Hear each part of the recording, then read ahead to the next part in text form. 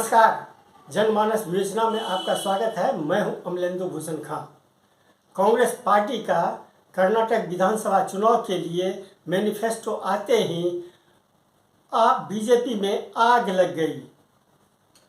आज कांग्रेस पार्टी ने कर्नाटक विधानसभा चुनाव के लिए अपना मैनिफेस्टो जारी किया था।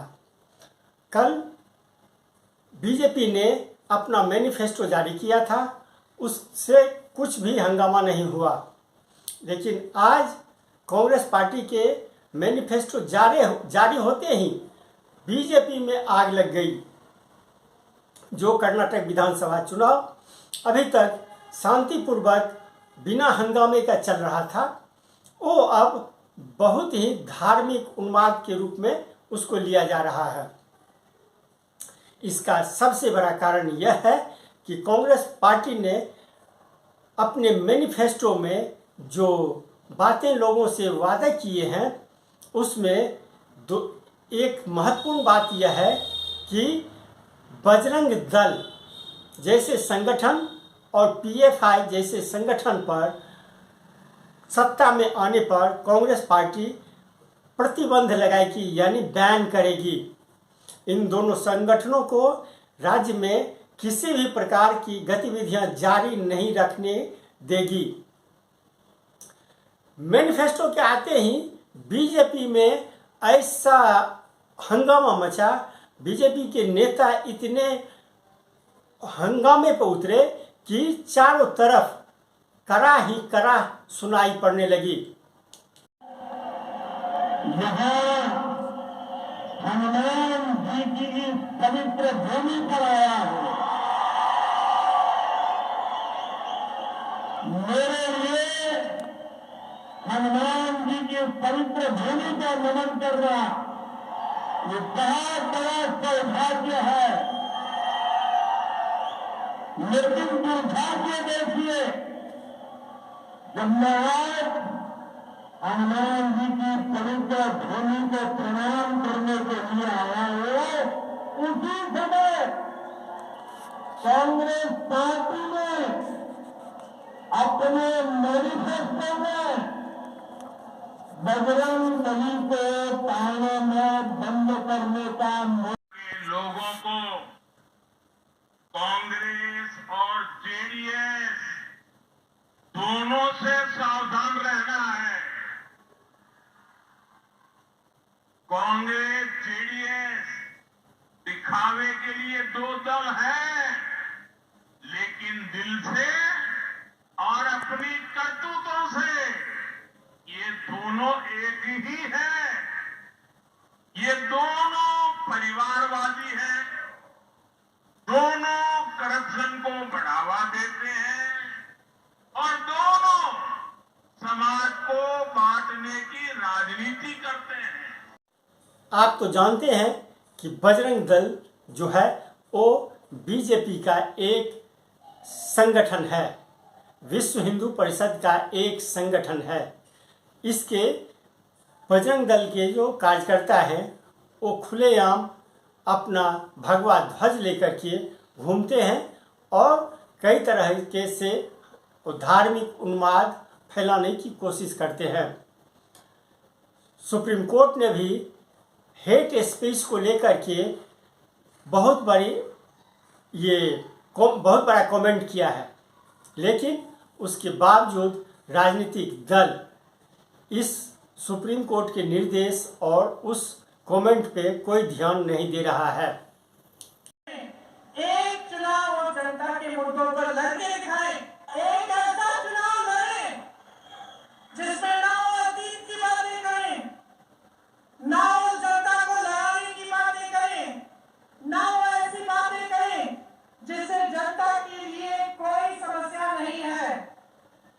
जनता की जो समस्याएं हैं वो है महंगाई, गरीबी, बेरोजगारी, हर रोज सुबह उठकर ये ना जानना कि अगला दिन कैसे आएगा, ये है समस्याएं। कर्नाटका में इन्होंने सरकार चलाई है 3.5 सालों से।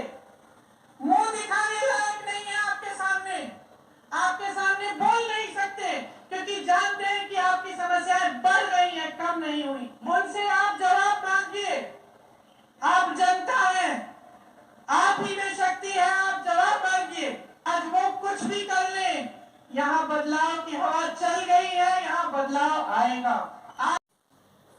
बजरंग दल के हजारों कार्यकर्ता, लाखों कार्यकर्ता हैं और बजरंग दल मुख्यतया मुसलमान को ही अपना निशाना बनाता है। कांग्रेस पार्टी ने कर्नाटक चुनाव के लिए अपना मैनिफेस्टो जारी करते समय जिस प्रकार एक प्रखर राष्ट्रभक्त संगठन बजरंग दल की तुलना एक कुख्यात राष्ट्र विरोधी आतंकवादी और प्रतिबंधित संगठन पीएफआई के साथ की है, वह बहुत दुर्भाग्यपूर्ण है। बजरंग दल का एक एक कार्यकर्ता देश के लिए, समाज के लिए समर्पित है और पीएफआई की गतिविधियों से पूरी दुनिया परिचित है। हां, जहां जहां भी पीएफआई के लोग सरतन से जुदा गैंग के रूप में खड़े हुए और कांग्रेस की सरकारों ने उनका समर्थन दिया, वहां वहां बजरंग दल के कार्यकर्ता प्रत्येक लोकतांत्रिक तरीके का प्रयोग करके उस सरतन से जुदा गैंग के आतंक को समाप्त करने के काम में लगा। कांग्रेस और पीएफआई का जिस प्रकार गठबंधन रहा है, यह स्वाभाविक है। इन सब बातों के कारण से बजरंग दल कांग्रेस की आंखों की किरकिरी बना है। तुम देश की जनता को धोखा नहीं दे सकती सोनिया गांधी।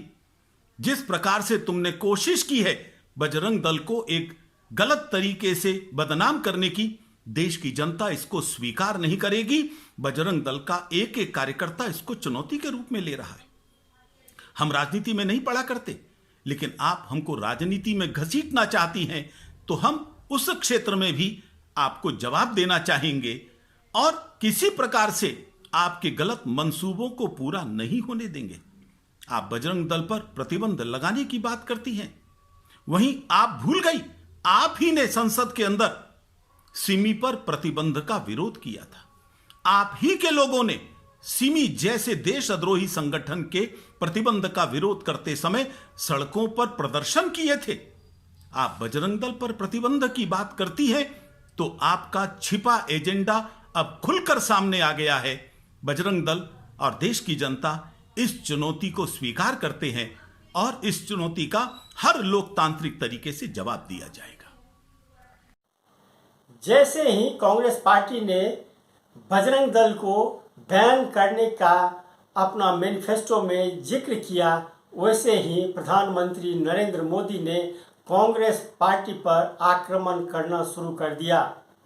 मोदी ने कर्नाटक के रैली में, जनसभा में यह कहने लगा, जो अब तो बजरंग बली के स्थान पे, जन्म स्थान पर भी कांग्रेस पार्टी बजरंग बली को ही निशाना बना रही है, जबकि कांग्रेस पार्टी बजरंग दल को अपना निशाना बना रही है।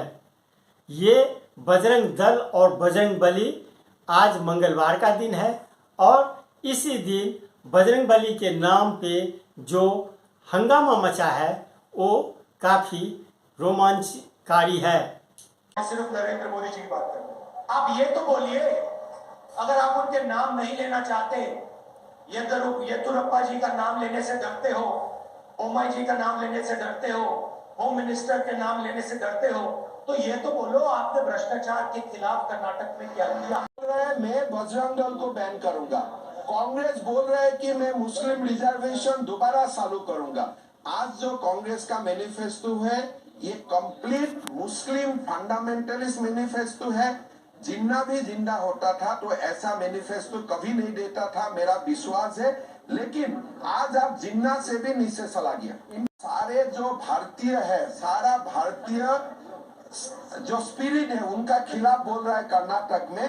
ये एकदम मुस्लिम फंडामेंटलिस्ट पार्टी बन चुका है। बजरंग बली के नाम लो, बजरंग बली तो सबके लिए है। इन्होंने जानबूझ के ये बजरंग बली के नाम का, राम के नाम का राजनीति करते हैं। हम सबके हिंदुस्तान के लोगों के लिए आस्था के केंद्र है वो, चाहे वो राम मंदिर हो और चाहे वो बजरंग बली हो, ये हमारी आस्था के जुड़े रहे हैं। ये लोग उनके नाम से राजनीति करते हैं, धीरे धीरे लोग समझ गए। There is a ceiling imposed by the Supreme Court of India. The ceiling, the reservation shall not beyond 50%. Now we wanted to amend the constitution and to make it 75% in order to accommodate all categories, OBC, scheduled castes, scheduled tribes, Lingaites, Vokligas, Muslims. So we have to accommodate all these people. We have to increase. There is no other goal except to increase the ceiling. PFI को एक आतंकवादी उग्रवादी संगठन के रूप में जाना जाता है। कई राज्यों में पीएफआई को बैन किया जा चुका है और उसमें उसके कई कार्यकर्ता गिरफ्तार भी किए गए हैं, जिन पे कई मुकदमे भी चल रहे हैं। यानी आज बजरंगबली के नाम पे, बजरंग दल के नाम पे उसे बजरंगबली की तरफ आसानी से मोड़ दिया गया। प्रत्येक चुनावी रैली में अब बजरंगबली ही छाए रहेंगे। आज के लिए बस इतना ही। हमें दीजिए आज्ञा। नमस्कार। आप मेरे चैनल को लाइक करें, सब्सक्राइब करें और आप अपना सुझाव भी मुझे दें। आपका बहुत बहुत धन्यवाद।